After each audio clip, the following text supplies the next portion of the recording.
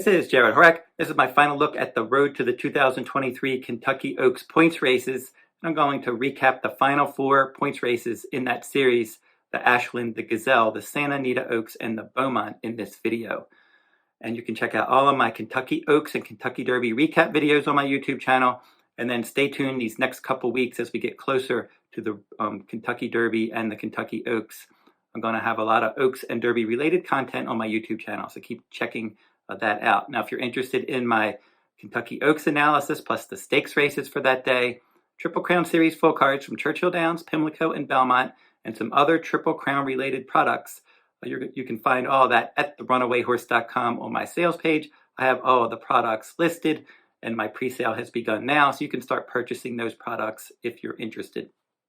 Now we're going to recap beginning with the Ashland Stakes, and that was run on April 7th at Keeneland.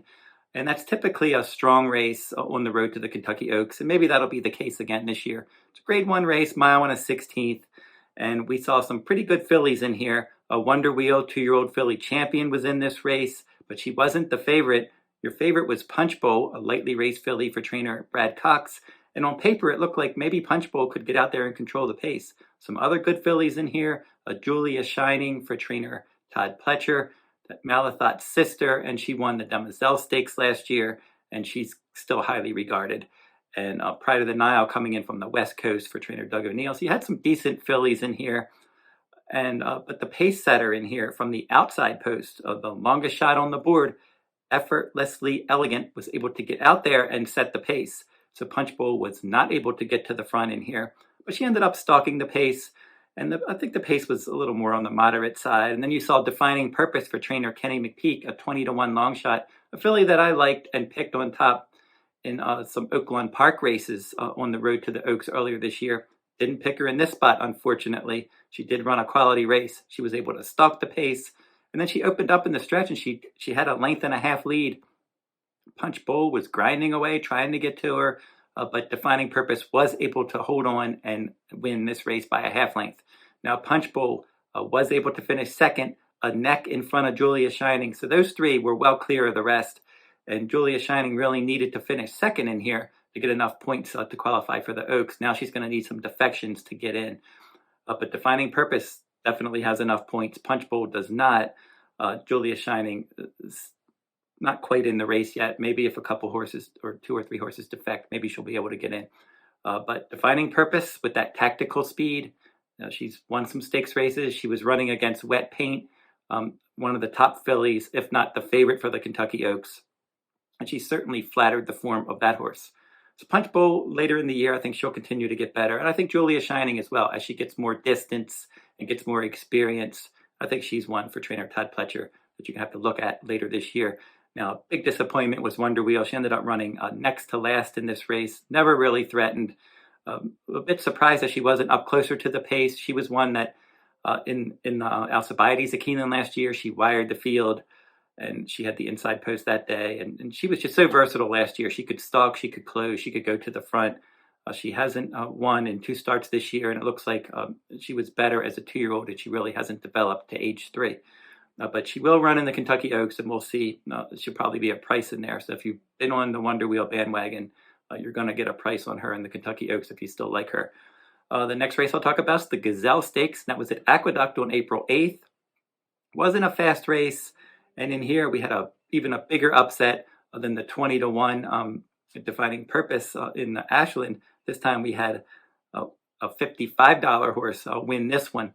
And another one that was able to get up on the pace. But Capella from the inside post figured to set the pace, stretching out in distance, and she did, but she couldn't keep going. Now, Occult was my top choice, and they did bet her down, and she was the favorite. This was the more highly regarded of the Chad Brown runners, and I think he thought this was his Oaks filly, but she just came up empty, chasing Capella. Just maybe it was the added ground, maybe it was the layoff, but either way, like she just couldn't keep going in this race.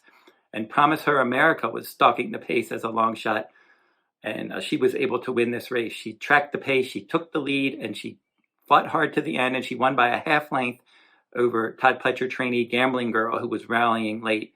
And Gambling Girl's been one that's run well in multiple stakes races, and she was able to pick up second here. And another Chad Brown trainee, Shidab Hootie was able to finish third in here and clear of the fourth place finisher. But it looks like she has distance limitations because she made a big move, like she was possibly going to win this race, and then she flattened out. So I think she's probably going to be better around one turn. Same with Capella. Occult, she's one that she could still be a decent sort. And then Frosty O'Toole ended up running last in here. And the Santa Anita Oaks will be the next race I'm talking about. And it's a shame that Faiza isn't eligible to run in the Kentucky Oaks because she's probably the best 3-year-old filly out there. She's 5 for 5 overall. She continues to run faster for trainer Bob Baffert. But Bob Baffert trainees are ineligible to run in the Kentucky Oaks and the Kentucky Derby this year unless they were out of his barn by February 28th. But Faiza stayed in his barn, and she's been dominating, especially this race on the West Coast. She just keeps winning these points races. And in this race, she stalked the pace, took over, and she just won very impressively by more than 6 lengths under Flavien Prat. Now, And Tell Me No Lies was my value top choice in here. I've been picking Faiza all along, but I thought maybe And Tell Me No Lies would offer some value. And she ran a decent race from off the pace to pick up second. No match for Faiza, but And Tell Me No Lies will be in the Kentucky Oaks for trainer Peter Miller. She has enough points. Window Shopping ended up finishing a clear third in this race. There's one other Oaks points race, but it doesn't really have Oaks implications. That was the Beaumont Stakes at Keeneland on April 16th. And it was only worth 10 points to the winner, and none of the horses from that race have enough points to run in the Kentucky Oaks. Key of Life was the favorite. She got to the front under Flavien Prat, and she was able to defeat my top choice, Interpolate, and she had a shot, my top choice in here, to catch Key of Life, had the length of the stretch, couldn't get by, and the favorite won this race by a neck, and the top two were well clear of the rest.